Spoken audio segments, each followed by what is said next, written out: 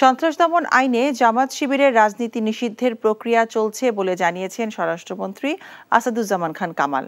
বিকেলে সচিবালয়ে ব্রিফিংয়ে আরও জানান, শীঘ্রই সান্ধ্য আইন তুলে নেওয়ার পাশাপাশি সেনাবাহিনীকে ব্যারাকে ফিরিয়ে নেওয়া হবে। সুশীল সমাজের ডিমান্ড আছে, 14 দলের ডিমান্ড আছে, আমাদের রাজনৈতিক ডিমান্ড রয়েছে এবং এই অতি সম্প্রতি যে সমস্ত ঘটনাগুলি ঘটছে এইগুলির মধ্যে জামাত শিবিরের যে সম্পর্ক রয়েছে, এই সবগুলি মিলিয়েই সিদ্ধান্ত হয়েছে যে এই দলটাকে নিষিদ্ধ করার জন্য। সেই প্রক্রিয়াটি চলছে এবং যে কোনো সময় প্রক্রিয়াটা শেষ হলেই ঘোষণা হবে। আমরা মনে করছি খুব শর্ট টাইমের মধ্যেই আমরা কভার করতে পারবো।